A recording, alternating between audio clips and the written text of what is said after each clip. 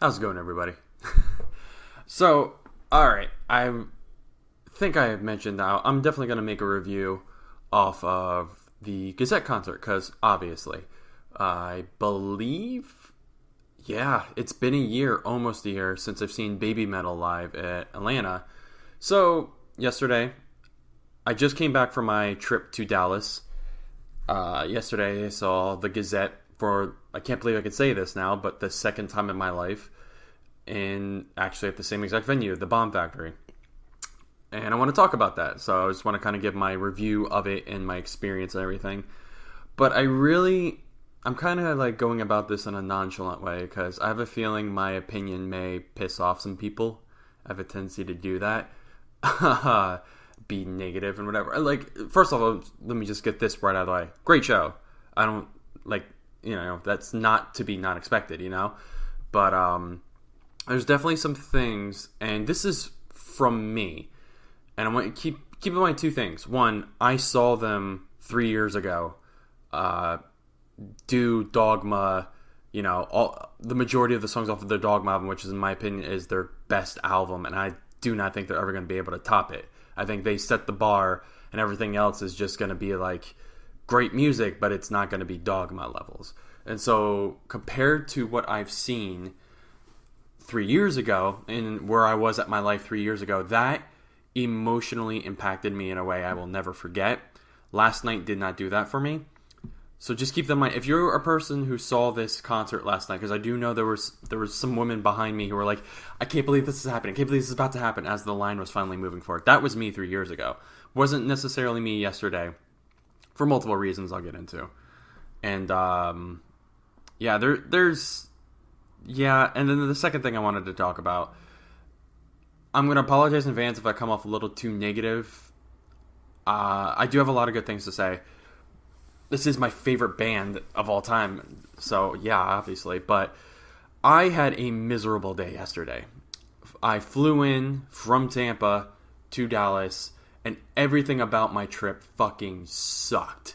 The plane ride, had my problems with that, had my problems with the car I rented, and trying to get to the hotel I rented, and trying to do, everything in the allotted time I had, and got food, and then I had to drive to downtown Dallas. And if anyone was in downtown Dallas yesterday, which, by the way, it is Cinco de Mayo right now, but who's celebrating on a Sunday? Everybody was celebrating last night.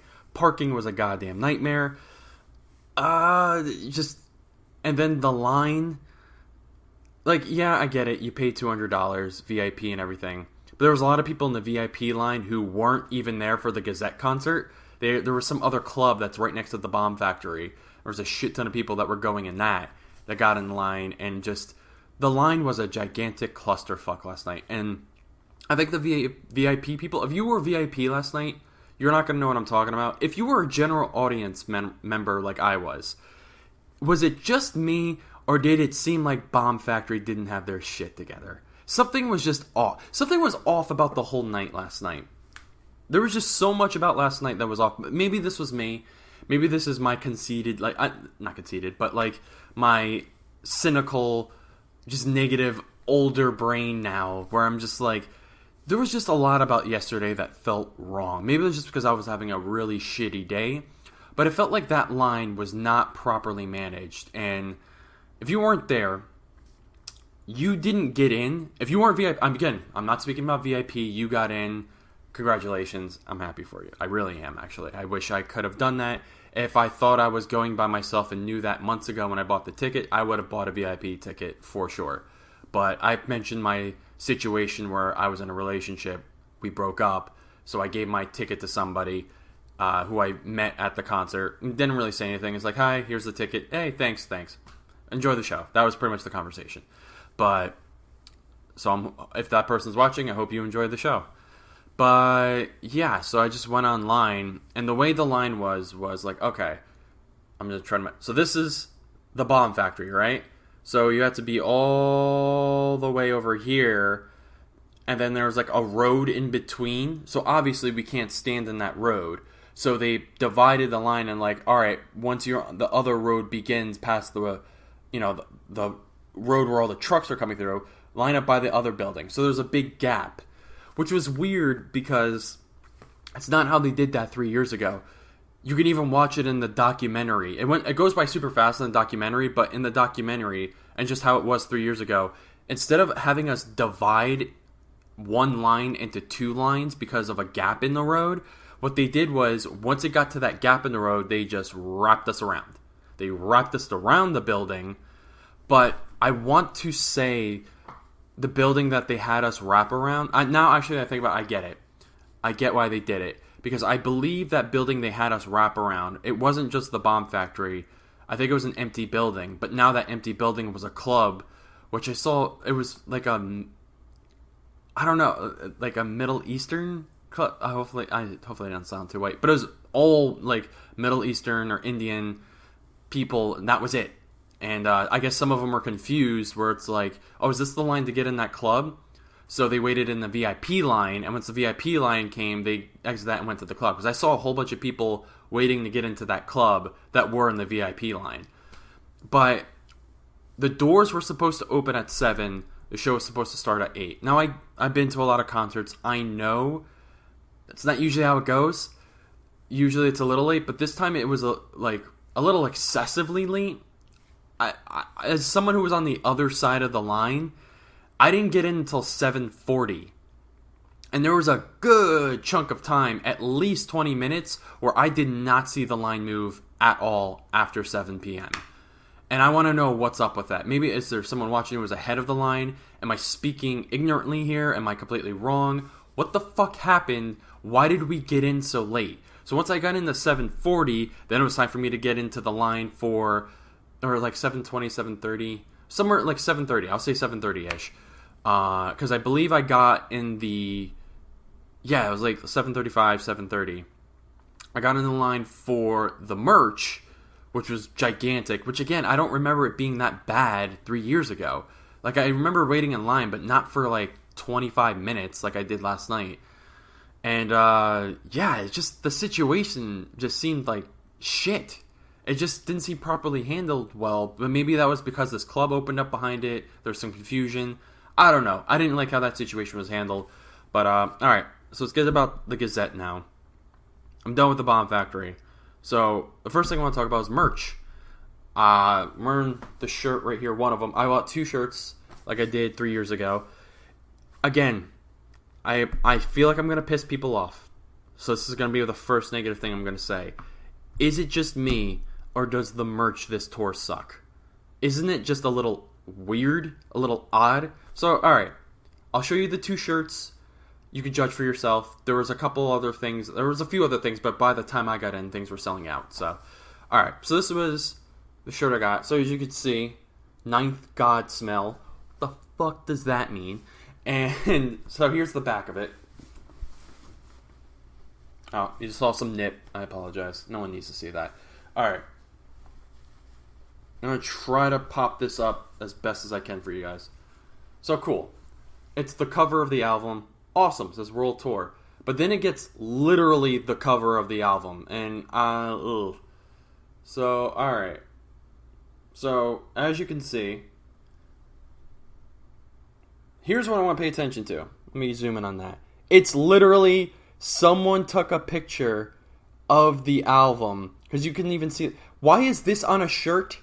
Why is the compact disc information on a shirt? And instead of the tour dates of the American tour dates being on there, it's the fucking literal track list. What's up with that? Why is this a shirt? Like, the fact that this is on the shirt, fantastic. I actually like this creepy, weird design. Ninth God Smell. Why was every shirt Ninth God Smell or Ninth Odd Smell? Please tell me what the fuck does that... Is that, like, I get it. Gazette shirts and some Japanese band shirts always have, like, weird lettering and things. But it's like, I plan on buying these shirts to support the Gazette, which I'm going to get into that in a second. But I had to go to the airport the next day.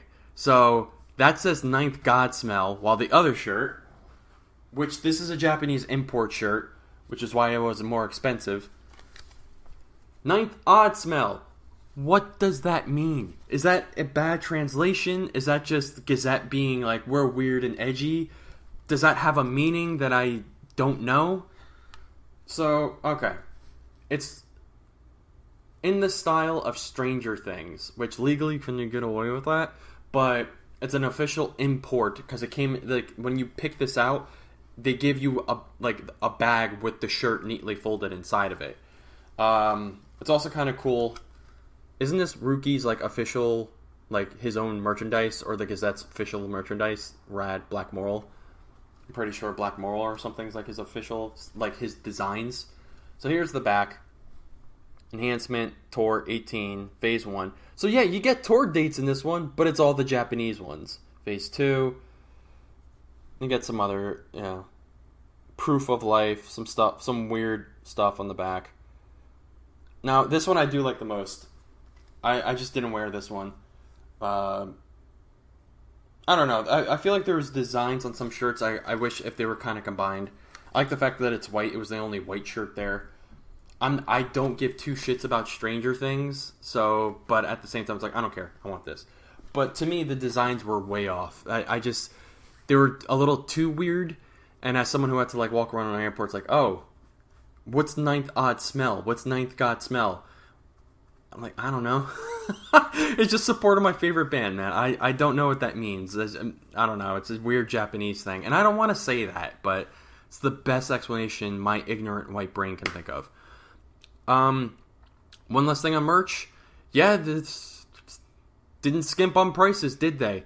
Guess how much those two shirts cost me? $80. The fuck? Like, the white one, the import was $45. The black one was $35. That was the cheapest you were getting of a shirt. Like, I did it to support the band I love. I get it, but it's like, come on. Come on. I saw that VIP line. I saw how many people paid for $200. And I saw how many people were waiting online for this merch before and after the show. These guys are making a goddamn killing. So it's no surprise they're making all these world tours, which I'm grateful for, but it's like, really? $45 for a t-shirt? Really? And is it really an import when you're importing yourselves from Japan and you're just bringing over the merchandise? Like, what are the import costs there? Like, you're bringing your own shit over. You're bringing your own Japanese selves over. Alright, whatever. The show starts. So, I mentioned before I saw them 3 years ago. Also, Dogma is my favorite album. So they kind of did a standard run-of-the-mill with this show. Again, it just felt like something was off.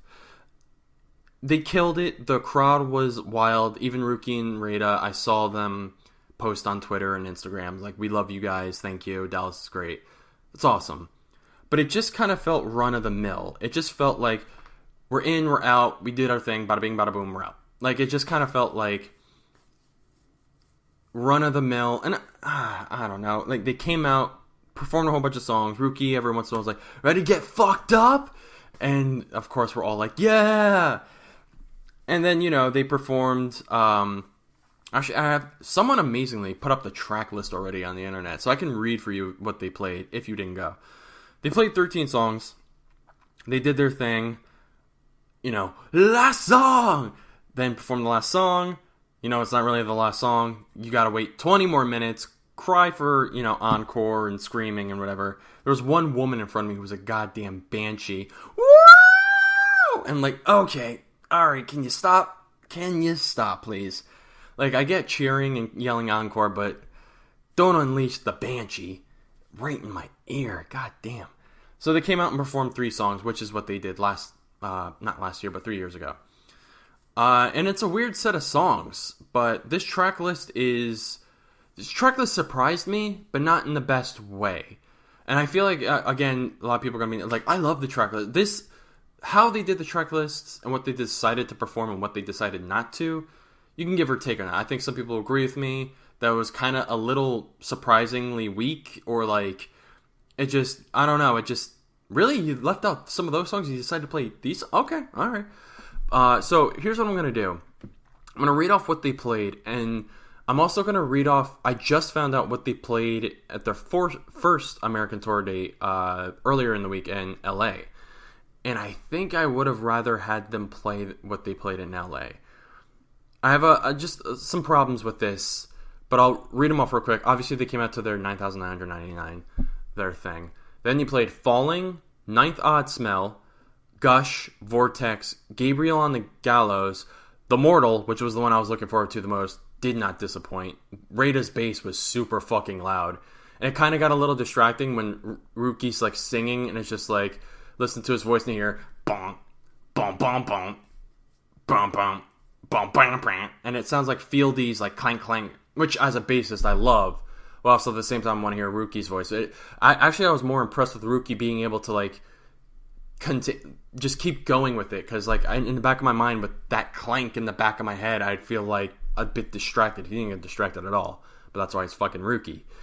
So number 7 was Sono Koe wa Moroku, probably killed that, and Dogma, Incubus, Ugly, which is great, and they actually this time, unlike last time 3 years ago, they played it regular speed, while last time they did it like they upped up the speed. They played it faster.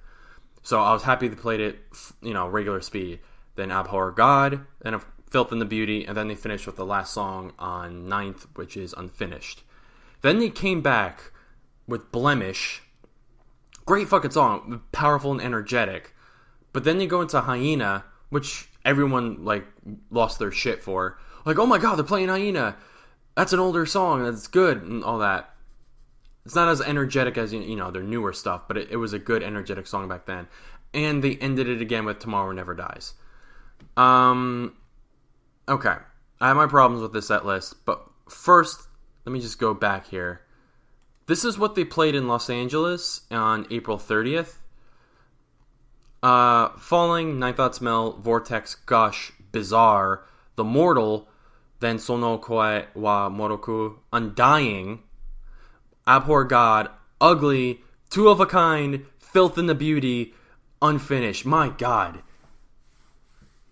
Going from Undying to Abhor God to Ugly to Two of a Kind to fucking Filth and the Beauty, the amount of energy behind that.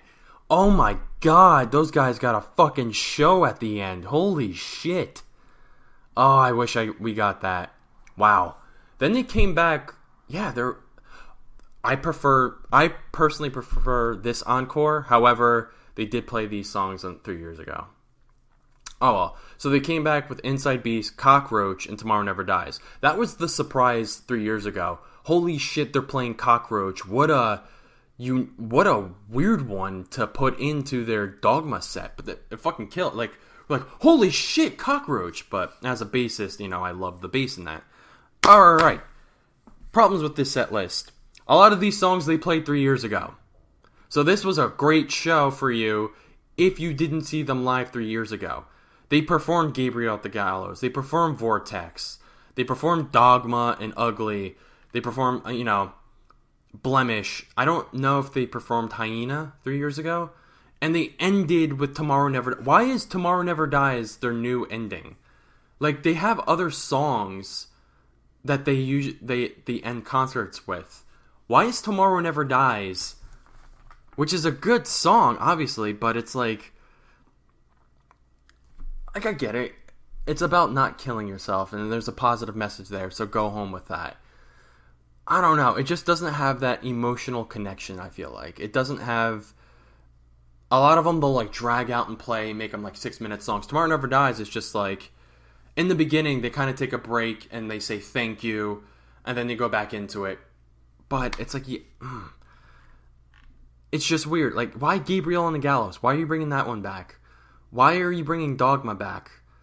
And personally, like, 3 years ago, I did like how they're like...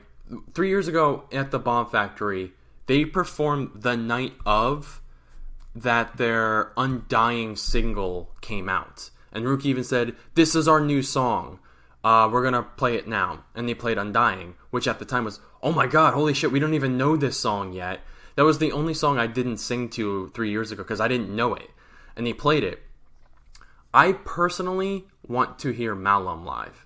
And it's kind of weird how 3 years ago they sold a shirt that said Malum on it. And they didn't play Malum. I want to hear Malum live. But I think that probably would have killed Kai. I don't know. But he's one of the best drummers in the world. He could have handled it. I don't know. This set list was just like, there was a lot of, really? We're playing that one? Okay. They took out quite a few songs from Ninth. I feel like it was a good call to take out track number 8, Babylon's Taboo. I think that's the weakest song on the album, and it's kind of a weird song, and I don't know how that would resonate well in a live performance. They did start off with like the beginning of that, and then they went into something else, which took me off guard. I'm pissed that they took off Two of a Kind for us, but they played it for LA. Especially if we're going to put Ugly, Apple of God, and Filth and the Beauty. Oh my god. Two of a Kind is probably my second favorite song on Ninth, and they took it out.